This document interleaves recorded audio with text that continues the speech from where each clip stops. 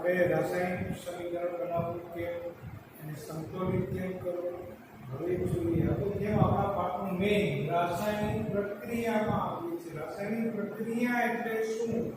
કોઈ પણ સમીકરણ કે જે રાસાયણિક સંયોજક છે એની વચ્ચે રહેલા બંધો તૂટી અને નવા બંધો જોડાય અને જે નવા પરમાણુ અણુનું નિર્માણ થાય એને રાસાયણિક પ્રક્રિયા કહેવાય. રાસાયણિક પ્રક્રિયાના પ્રકારો જે આપણે ચાર છે. કઈ રીતે રાસાયણિક પ્રક્રિયા થાય? અમુક રાસાયણિક પ્રક્રિયા દરમિયાન ઉષ્મા ઉત્પન્ન થાય. અમુક રાસાયણિક પ્રક્રિયા કરવા માટે ઉષ્મા આપવી પડે. આ બધી વસ્તુઓ આપણે જોશું. જે રાસાયણિક પ્રક્રિયા કરવા માટે ઉષ્મા આપવી પડે એવી પ્રક્રિયાને ઉષ્માક્ષેપક પ્રક્રિયા કહેવાય. જે આપણે નવમા ધોરણ ઉષ્મા શોષક પ્રક્રિયા કહેવાય. જે રાસાયણિક પ્રક્રિયા દરમિયાન ઉષ્મા ઉત્પન્ન થાય એવી પ્રક્રિયાને ઉષ્માક્ષેપક પ્રક્રિયા કહેવામાં આવે. કડી ચૂનામાં પાણી નાખવામાં આવે તો પાત્ર ગરમ થાય. પાણીમાં એસિડ નાખવામાં આવે તો પાત્ર ગરમ થાય. પુષ્કળ ગરમી ઉત્પન્ન થાય તો એ ઉષ્માક્ષેપક પ્રક્રિયા છે. અમુક પ્રક્રિયામાં ઉષ્મા શોષાય. નવસારને પાણીમાં ઉગાડતા આપણને ગ્લાસ બહારથી ઠંડો લાગે કારણ કે ઉષ્મા શોષે છે. આવી પ્રક્રિયા ઉષ્મા શોષક પ્રક્રિયા કહેવાય. આપણે આ પાઠમાં એનું જોઈશું નહીં, પણ આપણે પ્રક્રિયાઓના પ્રકાર વિશે જોવાનું છે. રાસાયણિક પ્રક્રિયાઓ કઈ છે? તો રાસાયણિક પ્રક્રિયા પેલું સંયોગીકરણ. ઓછી ગુજરાતીમાં છે અને સમજી શકાય એવું છે. સંયોગ એટલે ભેગું થવું. બે પ્રક્રિયકો કે બે તત્વો બે પરમાણુઓ ભેગા થઈ અને નવો કોઈ સંયોજન એક બનાવે તો એને સંયોગીકરણ ભેગું થવાની પ્રક્રિયા કહેવામાં આવે. સંયોગીકરણ. ત્યારબાદ વિઘટન છે.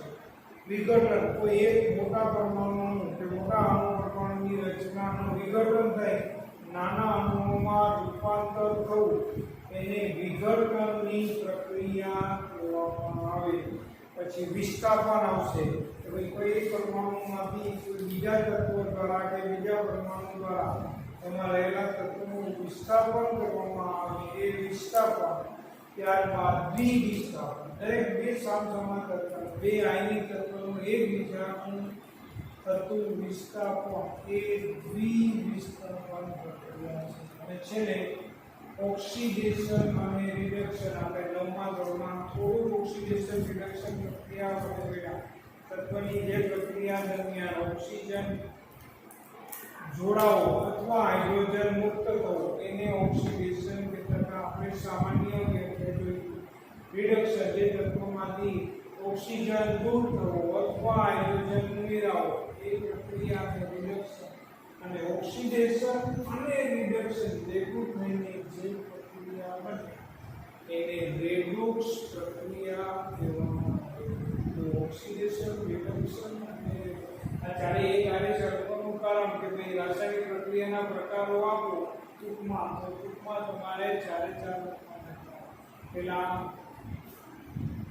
સંયોગીકરણ, ત્યારબાદ વિઘટન, વિસ્થાપન, દ્વિવિસ્થાપન અને છેલ્લે ઓક્સિડેશન. તો આપણે પહેલા સંયોગીકરણ પેલો મુદ્દો લઈએ. સંયોગીકરણ ભેગું થવું મળવું. મેગ્નેશિયમની પટ્ટીને આપણે હવામાં સળગાવ્યો તો Mg. મેગ્નેશિયમની પટ્ટીને હવામાં સળગાવતા Mg + O2 બરાબર MgO. મેગ્નેશિયમ ઓક્સાઇડ બન્યો. અહીંયા છે આ મેગ્નેશિયમ વત્તા ઓક્સિજન હવામાં હોય તો ઓક્સિજન બરાબર મેગ્નેશિયમ ઓક્સાઇડ.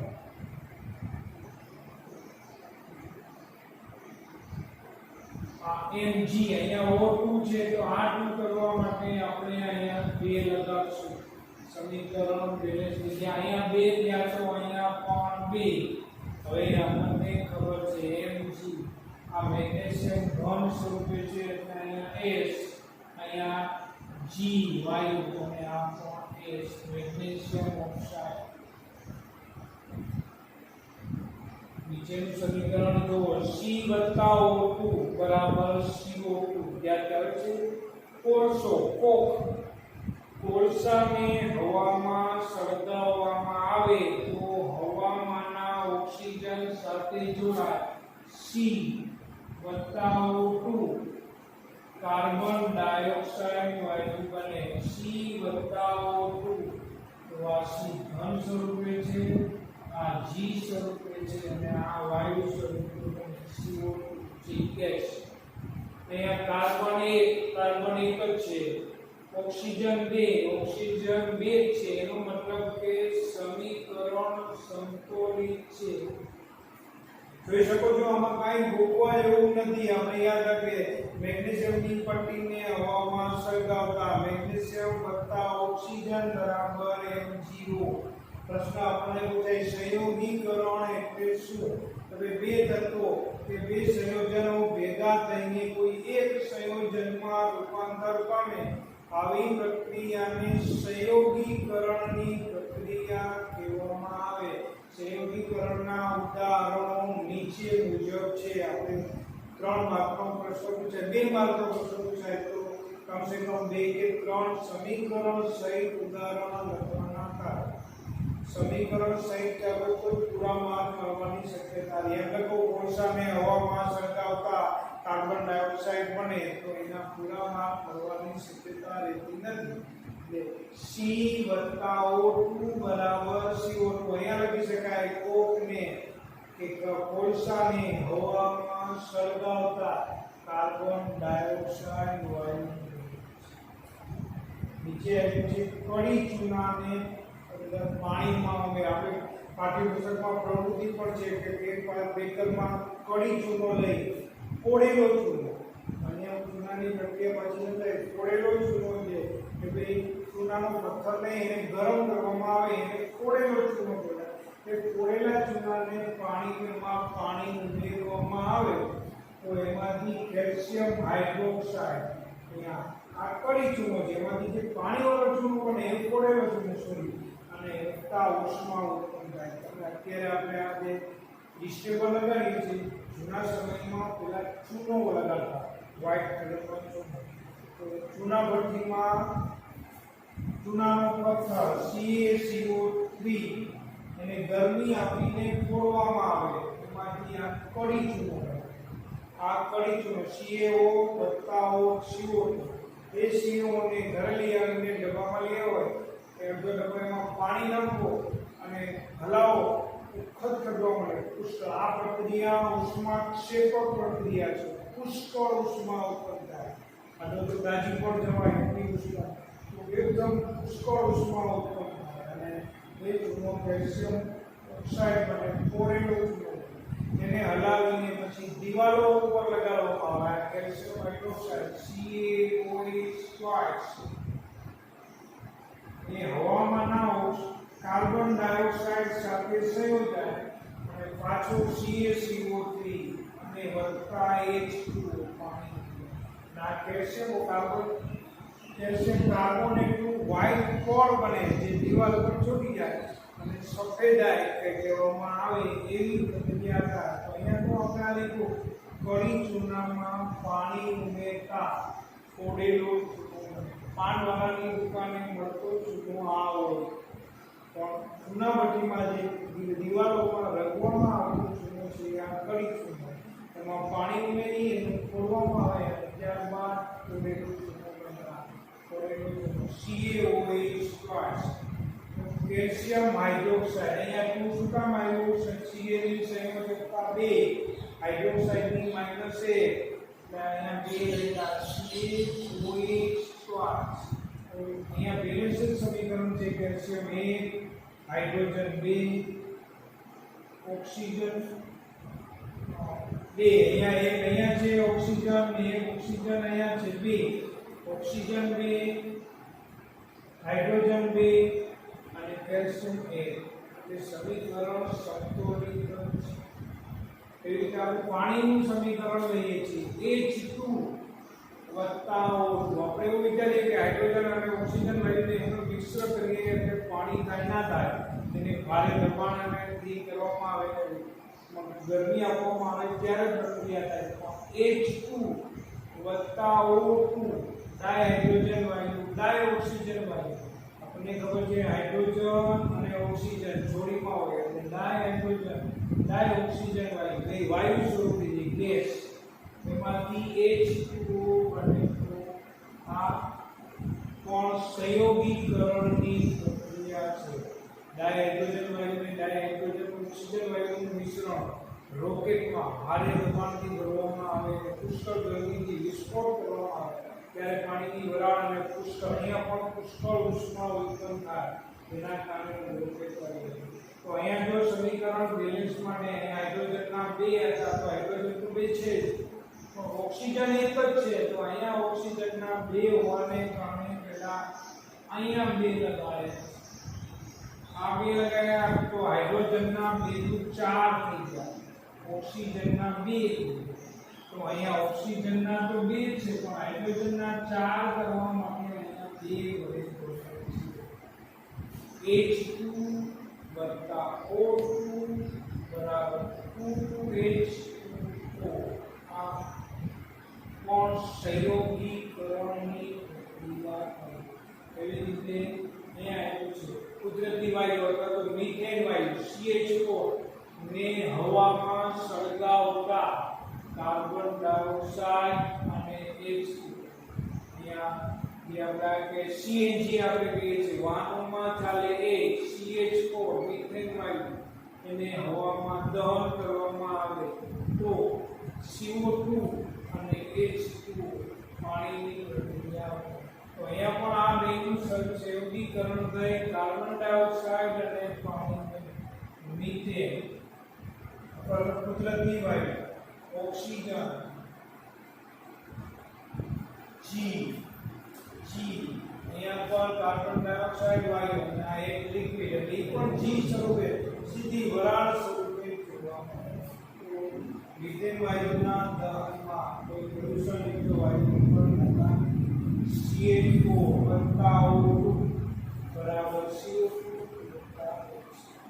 તો અહીંયા બેલેન્સ કરવા માટે કાર્બન તો બરોબર છે, ઓક્સિજનના 4 પરમાણુ બે અહીંયા અને બે અહીંયા. એટલે હાઇડ્રોજન બેલેન્સ કરેલ છે, હાઇડ્રોજનના 4 છે અહીંયા તો અહીંયા 4 છે. ઓક્સિજનના 2 છે તો આને 2 કર્યા તો આ 2 આને પણ લાગુ પડે એટલે હાઇડ્રોજનના ઓક્સિજનના 4 થાય. તો આની આગળ પણ 2 થી 4 એ ઓક્સિજન. હવે આપણે પૂરું આમ જોઈશું તો carbon 1 hydrogen 4 oxygen 4 carbon 1 hydrogen 2 અહીંયા છે 2 અહીંયા છે 4 અને હાઇડ્રોજન ઓક્સિજન 4 અને એવી રીતે ગ્લુકોઝ એનું દહન થાય ઓક્સિજનની હાજરીમાં વિઘટન થાય કાર્બન ડાયોક્સાઇડ પાણી અને ઊર્જા. પ્રકાશ સંશ્લેષણની ક્રિયા છે C6H12O6 ગ્લુકોઝ ઓક્સિજનની હાજરીમાં કાર્બન ડાયોક્સાઇડ ઉત્પન્ન થાય અને H2 અને ઊર્જા. તો આ બધી પ્રક્રિયા સંયોગીકરણની પ્રક્રિયા છે. બીજી આપણે રાસાયણિક પ્રક્રિયા લઈએ છીએ વિઘટન. વિઘટન એટલે જુદું પાડવું, વિઘટન કરવું. એક પ્રક્રિયકમાંથી એક કરતા વધારે પ્રક્રિયક નિપજ મેળવી એને વિઘટનની પ્રક્રિયા કહેવામાં આવે.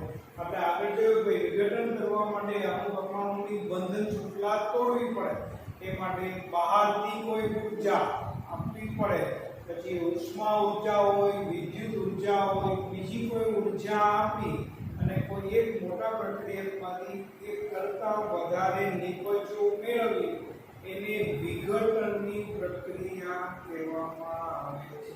વિઘટનના ઘણા બધા ઉદાહરણો છે. પહેલું આપણને આપ્યું છે ફેરસ સલ્ફેટ. ફેરસ સલ્ફેટને ગરમ કરવામાં આવે તો એમાંથી ફેરિક ઓક્સાઇડ, સલ્ફર ડાયોક્સાઇડ અને સલ્ફર ટ્રાયોક્સાઇડ બને છે. તો FeSO4 ફેરસ સલ્ફેટ એમાંથી ફેરિક ઓક્સાઇડ અને સલ્ફર ડાયોક્સાઇડ અને સલ્ફર ટ્રાયોક્સાઇડ. કાલે આપણે આના પહેલાના લેક્ચરમાં આપણે જોયું તો એક હોય તો મોનો, બે હોય તો ડાય, ત્રણ હોય તો ટ્રાય, ચાર હોય તો ટેટ્રા, પાંચ હોય તો પેન્ટા. એવી રીતે કહી શકાય. પાછળના ભાગે પરમાણુ જેટલા હોય, એક હોય તો મોનો, દાખલા તરીકે આપણે લખીએ છીએ કાર્બન મોનોક્સાઇડ, બે હોય તો ડાય, કાર્બન ડાયોક્સાઇડ, ત્રણ હોય તો ટ્રાય, એટલે ત્રણ હોય તો ટ્રાય, એલ્યુમિનિયમ ટ્રાઇક્લોરાઇડ, એલ્યુમિનિયમ ટ્રાઇક્લોરાઇડ, ચાર હોય તો tetra, carbon tetrachloride, CCl4 sorry અહીંયા ચાર આવે છે. અહીંયા ત્રણ શું કામે એવા તમને ખબર, બે શું કામે એવા હવે તમને ખબર, અહીંયા ચાર શું કામે એવા ખબર છે. કાર્બનની સંયોજકતા અહીંયા બે લેવામાં આવી છે એટલે કાર્બન મોનોક્સાઇડ એક જ અંશ છે. અહીંયા કાર્બનની સંયોજકતા ચાર લેવાય છે, ઓક્સિજનના બે પરમાણુ, કાર્બન ડાયોક્સાઇડ 2. અહીંયા એલ્યુમિનિયમની સંયોજકતા 3 છે એટલે ક્લોરીન 3, કાર્બન એલ્યુમિનિયમ ટ્રાઇક્લોરાઇડ. અહીંયા કાર્બનની સંયોજકતા 4, આ કાર્બન ટેટ્રાક્લોરાઇડ. તો એ તો ખાલી જસ્ટ મેં માહિતી આપી.